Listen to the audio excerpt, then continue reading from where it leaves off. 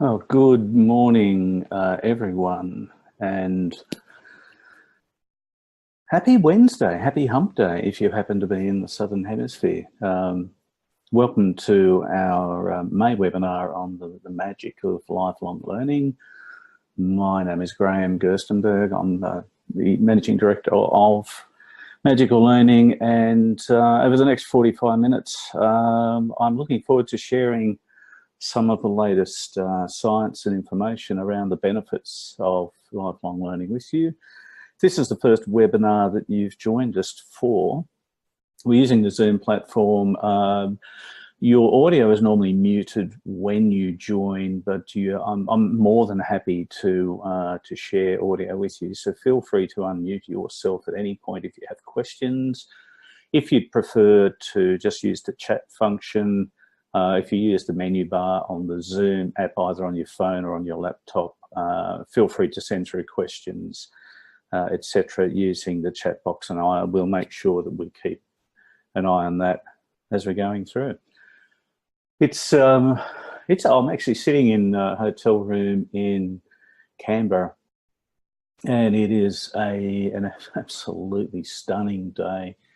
The view outside my window, other than the blue sky, is just autumn trees, leaves changing colour. It's just stunning, just amazing. We're very, very lucky. We live in a beautiful country.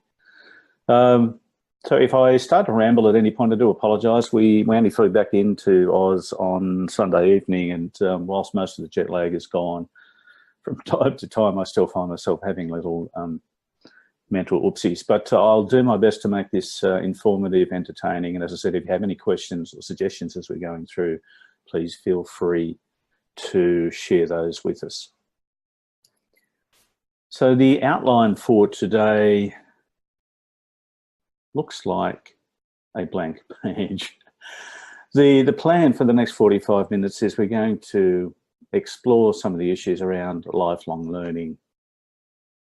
We're talking about why continuous self-development is so important for you on a number of fronts. For you as a human being, for you as an employee, as a family member, as a parent, spouse.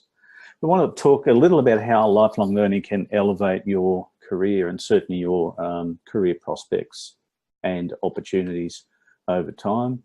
We'll also look at how you can identify the key skills that we say must develop. We will talk a little about what's coming up in terms of human development, where we're heading, and what skills are really important for employers and organisations at the moment. And also share some simple tactics with you to grow yourself and your skills. That's the starting point. As always, a few quotes as we're going through, and I really like this. I'm not too sure about biting the pencil. But one of Gandhi's sayings around learning was, live as if you were to die tomorrow, but learn as if you were to live forever.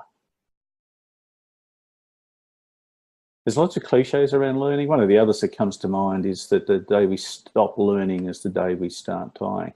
But before I dive into the content, I'd love to hear from those on the call.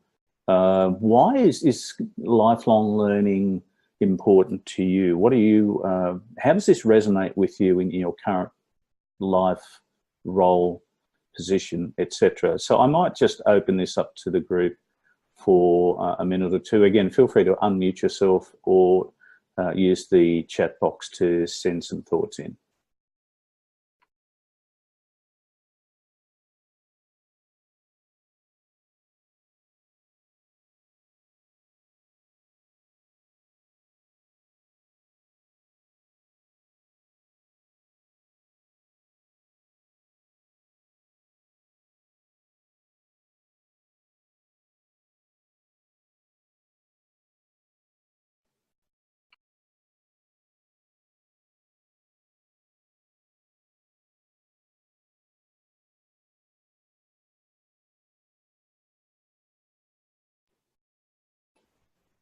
Okay, let's move on.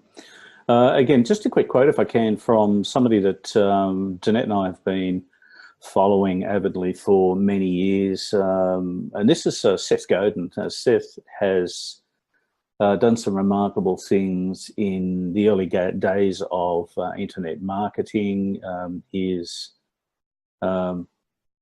I like the way he thinks. He's been involved in a lot of startups. He was successful very early on, and then was also involved in some businesses that didn't succeed at all. But he has a wonderful way of thinking about learning. And just something that came up ironically, in one of his blogs that I received the other day. So it talks about the connection or the relationship, if you like, between social connections with other people and learning. Life learning's never finished. Achieving that mindset isn't easy because the existing bias towards competence makes it socially unattractive. So my spin or my interpretation of that is we tend to view people who constantly seek to improve themselves, to get better, to learn new skills, learn new things, and also people who like sharing that. We can often tend to view those people distantly. So the connection, the relationship with them suffers because we can see them as either trying to get above their station, or they think they're better than us, or how dare they continue to learn and make me feel inadequate because I haven't done anything about learning for a long time. And there's a lot to be said for the idea that once you're competent at something, that's pretty much as far as you need to go. And to a large extent, that's, I think, where learning used to be. You know, you went to school, you learned, you got a trade or a qualification, you got a job, and that was it. The other thing Seth mentions about learning is that it requires us to acknowledge that we don't know enough on our way to learning more. And again, I interpret that in part as the day that we believe that we're perfect at something is the day that we start to become irrelevant at whatever that is. So the idea of perfection for me is a myth. It's certainly something that you could seek to work towards, but recognise that in any aspect of your life, perfection is dangerous because it means that we stop looking to improve or looking to learn more. So having a mindset around lifelong learning and looking at every day as an opportunity to learn something, and just one small thing, it doesn't have to be big, is it's not an easy mindset for us to step into. It's certainly not one that many of us are raised with. And I have to admit that in my early adult years, lifelong learning was not something that I embraced at all, but it's certainly in the last 10, 15 years in particular, it's something that I've become much more engaged with. But some other thoughts around, so why is continuous self-development or lifelong learning? I mean, why should we care? Why does it matter? And here are some thoughts. Lifelong learning can lead to enriching your sense of meaning and purpose in your life. And we'll go through each of these in a little more detail shortly. It can absolutely build greater resilience, and resilience is something that I think many of us can benefit from improving. Also provides greater career flexibility. The fact that you are willing to engage in learning new skills, new information, new ideas, change the way you think, can have a huge impact on the opportunities that may present themselves. One of the fun things, one of the things I'm hugely grateful for in the leadership programs that we run is that many of the participants that come through our programs realise that they are either miserable, underappreciated, or not appreciated at all, underutilised, or they're just in the wrong job. So they will often choose a new career as a result of opening themselves up to a different way of thinking about what's possible. Being a lifelong learner is such a beautiful way of being a role model. If you have children in your life, or if you have others who look to you as a role model, then it's a beautiful thing to model for others. Lifelong learning also helps us become more adaptable, and adaptability is a hot topic at the moment simply because of the constant change that we're experiencing in pretty much every aspect of our life. I'm going to talk a little about SCARF rewards in just a second as well. SCARF is a model that came out of a book written by David Rock, who founded the Neuro Leadership Institute. One of the fun things about learning, if we get into the right mindset about it, is it literally makes us feel good. We get this reward thing happening in our brain. And the last thing I wanted to mention on why you should consider lifelong learning as a responsibility is it also leads to substantially greater brain health for you as a human being. Now, if we look at each of these in a little more detail, and particularly the idea of lifelong learning and how it relates to a sense of meaning or purpose, and how it builds more resilience in your life. There was and this is based on a study done by the UK Department of Health and Social Care, which also runs the National Health Service in the UK. And this was data that came out last year. Learning throughout life, and this includes learning beyond childhood. So we go through school, high school, college, university, and in the past, in 30, 40 years ago, that was pretty much the end of learning, and then we just did a little bit of learning on the job, but otherwise we didn't really engage in formal, or many of us didn't engage in formal learning beyond that. So when we learn throughout life, it is associated with greater satisfaction and optimism. An improved ability to get the most from life. And that in part, again, comes back to the optimism and the belief that I can have more or be more is probably more important, and achieve more simply because I am open to learning. A greater sense of well-being for people who practice lifelong learning. It enhances their ability to cope with stress, and this in part comes back to the resilience piece and the fact that as we learn how to manage stress more effectively, it does give us greater resilience. But also greater feelings of self-esteem, of hope, and of purpose. There was a wonderful TED talk by a lady's name, I hope I don't mispronounce it, but I'm pretty sure her name is Emily Esfahani Smith. She has a double-barreled surname. And her TED talk was based on her realization one day that all of the talk of happiness wasn't really cutting it, that just thinking you needed to be happy wasn't sustainable longer term. And what she found, so she went back to university and spent a couple of years studying the idea of happiness, and what she found was that having a sense of meaning or purpose in your life is a much stronger indicator of happiness and well-being in the longer term. And again, most of this comes from learning in one sense and recognizing that we don't know as much as we could and looking for opportunities to improve. One of the other things the UK Department of Health and Social Care mentioned was that connections that we create during learning. So this is where we're learning in any sort of group environment. This can include learning online, although again, there's still a lot of evidence to point to the immediate face-to-face connections having a much more positive impact on us as human beings. But connections we create during learning increase our sense of well-being by helping to build and strengthen social relationships. If you're interested, there's a wonderful book called Social, written by Matthew Lieberman. He's a psychologist at, I think he was at UCLA, and his wife, who is a neuroscientist, whose name escapes me, Jennifer Eisenberger, I think it might be Jennifer. Social is all about the fact that as human beings we thrive when we have a deep level of social connection or emotional connection with at least one other human being. So just the act of learning in a group environment with other people, apart from the fact that we learn stuff, actually strengthens our sense of well-being because we feel more connected. So when we're looking at the question of, so what skills do I need to develop? How do I work out what I should be learning? Well, one suggestion I have around that, and I'll come back to that a little later, is to think about what are you interested in. So learning from a work perspective is important, but learning from a human perspective is far more important. So taking the time to learn something that you're interested in, I think, is also a wonderful opportunity.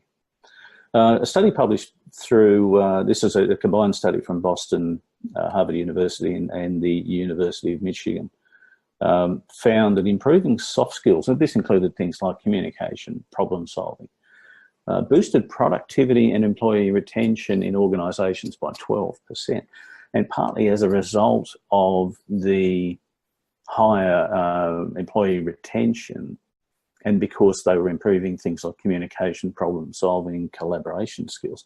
They also found productivity increased as well, and organisations were experiencing a return on investment of around 250%.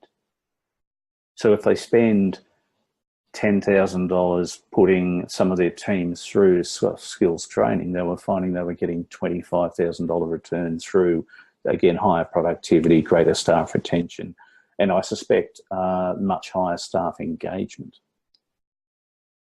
So another study from the Carnegie Institute of Technology found that 85% of financial success for human beings is due to skills in human engineering. So often we perceive things like financial success as somebody must have a really high IQ, they understand the markets, or they understand derivatives or assets, whatever it happens to be. And what we're actually finding in this study, what Carnegie found, was that 85% of financial success was human engineering. So personality, the ability to communicate, to negotiate, to lead others. Again, it's the soft skills. Only 15% of the success, financial success, was due to technical skill. And this is borne out in a number of studies that look at the value of emotional intelligence. So one of the other things to think about in terms of why we should consider or commit, why we should commit to being a lifelong learner. This great quote from John Wooden. John Wooden was, in fact still is, I believe, the most successful college basketball coach of all time in the US. And he had a very, very simple philosophy to helping young men become better people and better basketball players. Being a role model is the most powerful form of educating. Youngsters need good role models more than they need critics, and it's very easy to find critics in the environment at the moment. One of the parents' greatest responsibilities and opportunities is to be a great role model. So in thinking about how you commit to or engage with lifelong learning, keep in mind that there's always an opportunity, again, if you have children or other people who look up to you, there is an opportunity there for you to help set the tone for them in terms of how they think about their own learning and development. One of my fondest, most heartwarming memories of being a parent, and there were times when I was a terrible parent, but I think one of the things that Danette and I got right with our kids is encouraged a love of reading and books. And we had a ritual for a long time when we lived in Canberra when the kids were much younger, that every Saturday morning we'd take them to the local Deli France patisserie bakery store, and they'd have croissants and stuff for breakfast, and then we would walk next door to the local Dimex bookstore and they could buy a book. And I still think it was one of the best things that we ever did, was got them excited about and interested in reading. And whilst I also acknowledge there were times when we might have got a little too focused on the type of book that they were reading, understanding that just getting young people interested in reading as a beautiful way of learning in the first place is a good thing to do. And if you want to improve your vocabulary, just while we're talking about learning, one of the quickest ways to do that is to read different books. I have a number of favourite authors, but I also read quite widely, and one of the things that's helped me do over the years is build a very solid vocab, which serves me quite well.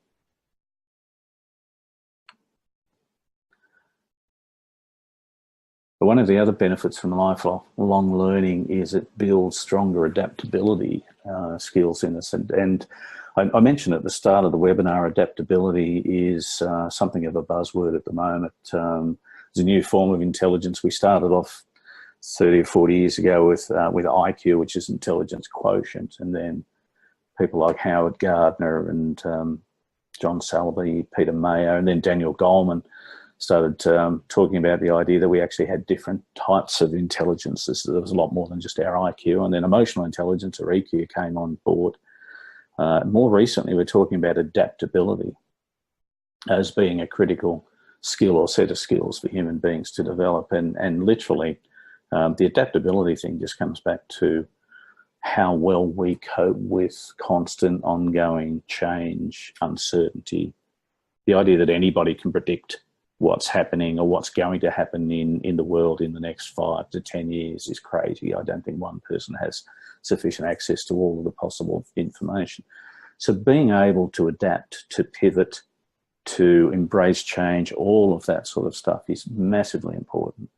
And we can't become more adaptable by not learning. So if we stand still and don't learn any more than we already know, we become less adaptable rather than more. So for me, the idea of adaptability, again, in the context of lifelong learning, it's a great benefit from it. I'm going to pause for questions in just a second, but I did want to briefly mention the SCARF model. And again, one of the benefits from lifelong learning for us as human beings is the chemicals that are triggered when we learn something that interests us or excites us or motivates us. Now this model, the SCARF model, is a model that's developed by David Rock, again, founder of the Neuro Leadership Institute, in a book that David wrote a few years ago called Your Brain at Work. And the model is based on dopamine levels in our brain. So dopamine is often called the feel-good neurotransmitter. When our dopamine levels increase, we literally feel good. When our dopamine levels decrease, we feel bad, or we feel less good. And Rock talks about away or threat responses. So the human brain basically makes decisions, and a lot of this is completely subconscious to us. So it makes decisions based on wanting to move away from anything that it perceives as a threat. And it likes moving towards things that it sees as a reward, because when I get a reward, my dopamine level goes up, I feel good. If I experience or think about something as a threat, my dopamine level drops, cortisol increases, and I feel bad. And if the threat response is sufficiently strong, I will slip into fight or flight mode. My adrenaline, cortisol levels go through the roof. And that is also really not a helpful state to be in from a learning perspective. So engaging in lifelong learning, particularly when part of that learning is about subject matter or topics or things that I'm interested in, is a beautiful way of creating a reward state in our brain. So it triggers a dopamine hit and I feel good. And the domains on this SCARF model, I don't want to spend a lot of time on this, but the 5 domains around status, certainty. So one of the things that can happen as we learn new skills and learn new information, our sense of our own status can actually increase, because we're now cognizant, we understand and appreciate that we actually know more than we used to. And this can be a simple skill like learning how to say a phrase in a different language, learning how to say good morning or good afternoon or thank you in Russian. Might sound overly simplistic, but if I value that, if I think that's important, that can trigger a status reward because I now know something I didn't before.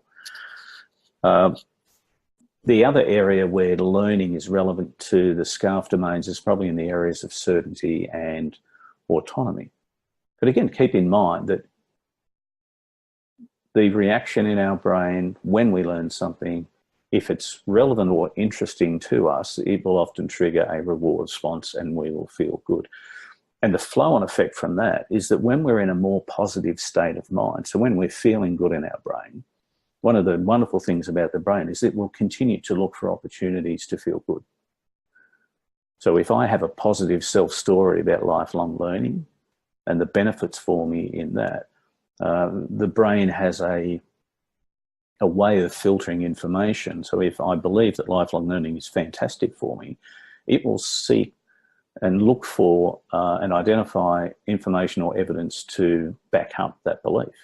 And it will filter out any evidence to the contrary. So simply by having a positive attitude about learning in the first place, I can actually get my brain on board and it will help keep me in that state. The last thing I wanted to touch on about lifelong learning was the benefits for our brain.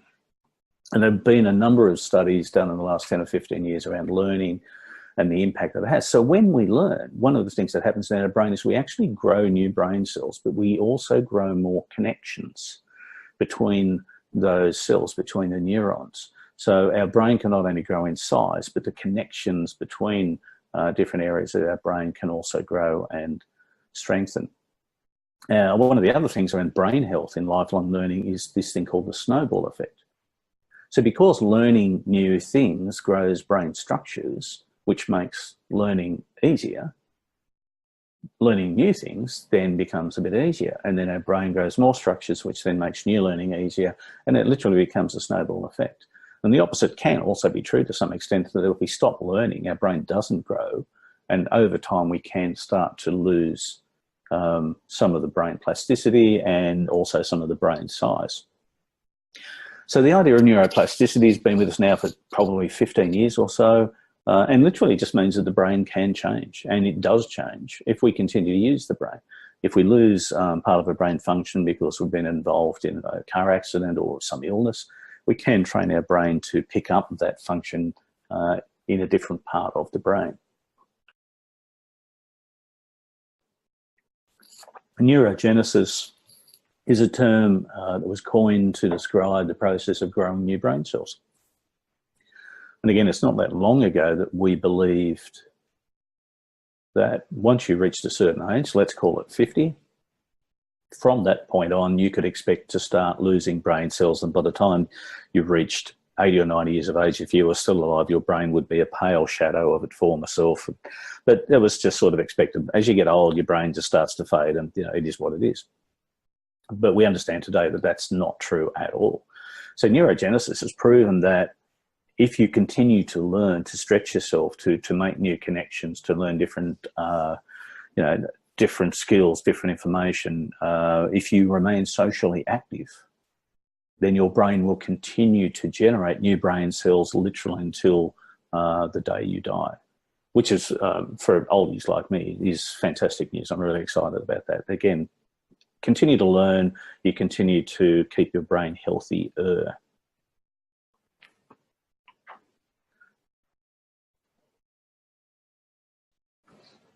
A number of studies have also proven that ongoing learning, there was a wonderful study done on a cloister of nuns in Italy, which found that because they were actively engaged in learning, learning their scriptures, learning new information, they read widely, they had conversations, they had very robust discussions, and they found that that group had substantially reduced risk of things like dementia, mental illness, and Alzheimer's. And there was a direct correlation back to the fact that they continued to learn. I mentioned earlier, one of the great things about brain health and learning is when we connect socially with other people whilst we're learning, it really does give us a 10x impact in terms of brain health. And one of the other things that you can do to improve your brain health is just make learning fun. If we have an attitude that learning sucks, it's really hard, I don't like it, again, the confirmation bias filter in our brain will just look for evidence to back up our belief that learning is rubbish, it's hard, it's difficult, and I don't like it. So my brain will just literally give me what evidence to back up my belief. So if I make learning fun, and part of the lifelong learning thing should be learning about things that have nothing whatsoever to do with what you do for a living, but they have a lot to do with who you are as a human being. So learning about non-work stuff is also hugely important. Make it fun. One other thing let me just go back. Can I go back? I wanted to stop talking for a sec. I'd love to hear from anyone on the call at the moment, just around the learning and brain health. In fact, everything that we've covered so far, what resonates most strongly for you up until now? What's really stood out for you on what we've covered so far? So I'll just open up to the group again. Feel free to unmute yourself, or if you want to use the chat function, shoot me through a note on that.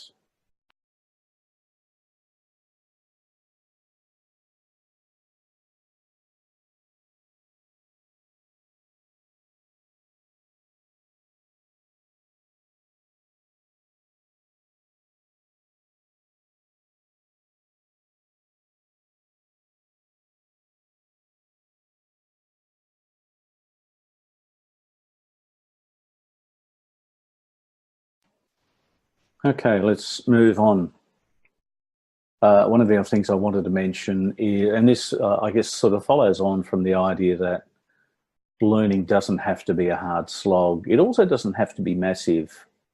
And this is the idea of 1% wins. Now, in a business context, some of the most successful businesses on the planet they didn't get to where they are because of massive overnight changes in technology or people or thinking or products or marketing, sales pitches. They generally became exceptional, and they remained exceptional because they bought into the idea of small, consistent, regular improvements. The same thing applies for human beings in the arts, in sports. Some of the most successful sporting teams in any culture, anywhere in the world, got there because they committed to just doing one thing every day a little bit better than the day before, and just continually doing that over time. And we can apply the same principle to learning. Lifelong learning is a journey without an end. It rarely ends when we do. Otherwise, it is just a commitment to continually trying or looking for opportunities to learn more, to grow more. And it helps just to make a commitment to small, consistent improvements. So think about what you do in your work day. What are the tasks or activities that you undertake at work? Even committing to just making small improvements in how you do your work. Because to get there, you have to learn, how do I do the work at the moment? So if I look at a particular activity that I'm doing, and we can engage the plan, do, check, act, quality improvement cycle. So I have a plan for the work I'm going to do, and then I do it. And then I stop and I check on what I've done and ask myself, what can I learn from that? How can I get better? And then I act on that by creating a new plan, and then I do it again, and then I check, and what did I learn from that? How can I get better? I act on that, and so on. So again, we get better at anything by reflexive practice, and learning is the key to that. Malcolm Gladwell, in his book Outliers, made the idea of the 10,000 hours principle quite popular, and the theory was that if you spend a minimum of 10,000 hours on any skill, you become world class at it. The original researcher who used the 10 or mentioned the 10,000 hours rule has since come out and expressed some disappointment that Gladwell sort of misquoted him. But the principle still holds true, that when we commit to making small, consistent daily improvements, we can absolutely become exceptional at anything. And it's a great way to learn things. Another really important thing in thinking about your learning journey is make sure you celebrate every small success. Always take time out to acknowledge how far you've come, rather than just continuing to shift the goalposts and, yes, I've achieved this, now move on to the next thing, achieve this, move on to the next thing. So celebrate even the small wins. And it's a really good thing to do with your team as well. Find an accountability or inspiration buddy. If you want to commit to making changes in your life, to learning something new, to doing things differently, one of the things that I've found always is particularly helpful is having that accountability buddy. So knowing that there's somebody that I trust who absolutely buys into why I want to learn or do the things that I want to learn or do. And knowing that they're going to be checking in and supporting me is sometimes the little additional boost that we need to actually make a change. Also important to periodically review your development plan. So if you have a learning and development plan for yourself, again, whether this is work-related or whether this is for your life, make sure that part of that plan is checking in on it maybe every 3 months. Do a quick review, because everything changes.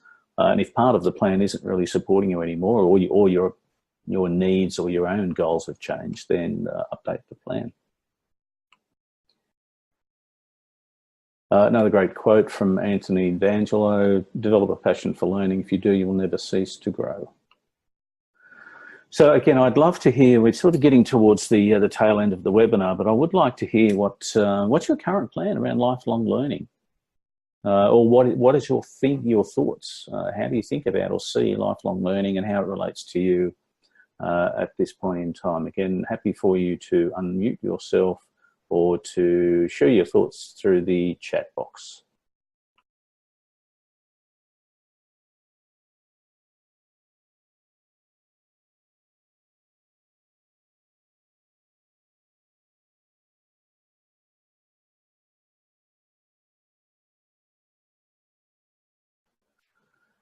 Hey, Russell, great to hear from you again. You need a plan. Yeah, I can relate to that. One of the things we'll talk about in just a sec is creating a. I've sort of shifted away from the personal development plan to a life development plan because for me it is a more all-encompassing thing. I know most organisations help build personal development plans around their employees, but as a human being, I think we need to look beyond that. So happy to share some thoughts on. There's a number of particularly good templates that you can use to create a life development plan for yourself. Also, beautiful things to do with your kids, depending on their ages. But again, from my perspective, once they hit, 8, 9, or 10 years of age, where their prefrontal cortex has started developing, they can use logic and have rational conversations.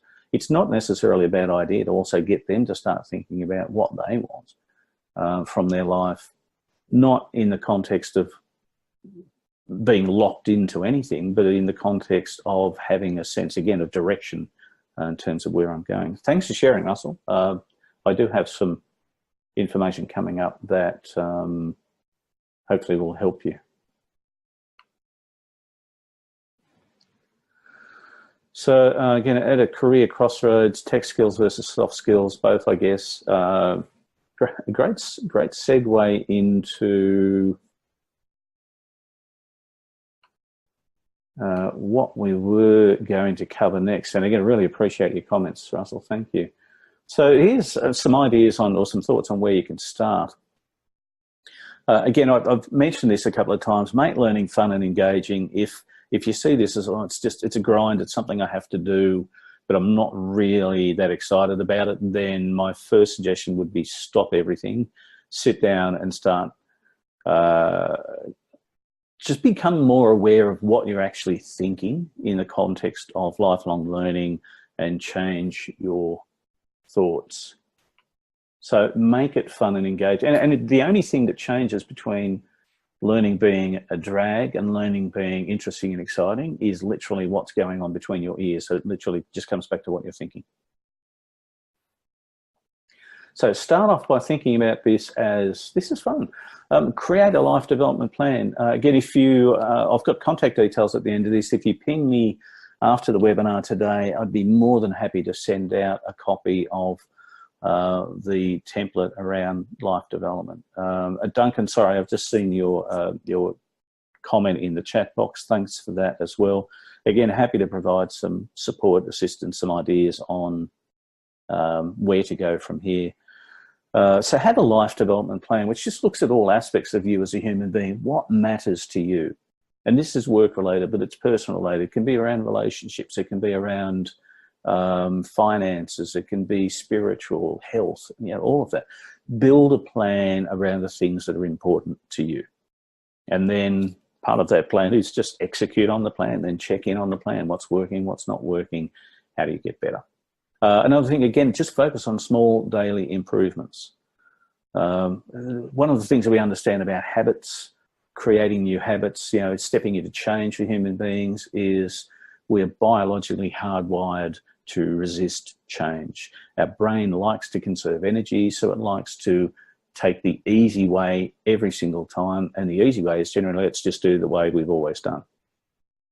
So rather than trying to reinvent yourself overnight, which almost never works, just focus on small, consistent, again, daily improvements over time. Connect with others around learning. So making part of your learning journey a social activity is also hugely important. And one of the other comments I have around that connect with others, apart from the fact that it increases our sense of well-being, it's good for our relationships, it's good for brain health. The other thing is find your tribe. So if the people that you spend a lot of time with are not lifelong learners, they don't embrace the idea of continuous personal development, then look for people who do. Find the tribe that's going to challenge you to become better, to grow. Find the people who enable you to have very different conversations. And this is often conversations where they know a hell of a lot more about something than you do. I love the saying, I don't know whose it was, but if you're the smartest person in the room, you're in the wrong room. If you're the smartest person in your social groups, you're in the wrong social groups. It is scary, it can be confronting, but the best thing we can do is challenge ourselves by having those different conversations, by connecting with people who might make us feel somewhat inadequate to start with. But hugely important, these are the people who will challenge and support you with love and respect. These are not the critics. And the last thing I was going to say, hence the the graphic on the slide there, lean into your fears, confront your fears, dance towards your resistances, make it a bit fun. If there are things that you could learn, but there's that voice in your head that says, oh, I don't know if that's the right thing for you, people are going to laugh at me, then maybe just have a little skip towards that, or do a two-step towards those resistances. And again, look for people who are going to support you and as well as challenge you on that learning journey. I'm very conscious that I've talked a hell of a lot. I hope there was some useful information in there for you. Before we wrap up, and I will just ask, check in with you on final questions before we go. I just want to quickly remind you all that our next webinar is on Thursday, 13th of June, same time, so 10 a.m. Where are we? Australian Eastern Time. If you go to the website, magiclearning.com, for more details and to register for that webinar. We'll also be publishing that through social media. The other thing I was going to encourage or invite you to do, if you don't already, is connect with us online. We'd love to stay in touch, and drop me a line. So it's just graham@magicallearning.com, or if you go to the website, there's a contact us page there. If you would like more information about anything that we've covered today, please let me know. And again, we're more than happy to help. So before we finish, thanks for your time. I hope this has been helpful. I'll just open up for any final questions. Again, feel free to use the chat box, or just unmute yourself and use audio. So final questions.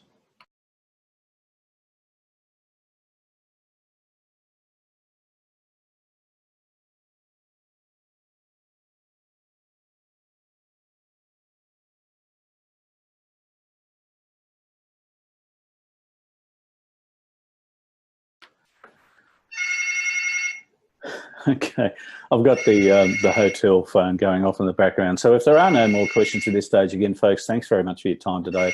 I hope it's been valuable for you. Please stay in touch and let me know if we can help with more information about things like personal development and life development plans. Have a fantastic week, and I look forward to connecting with you again sometime soon. Bye for now.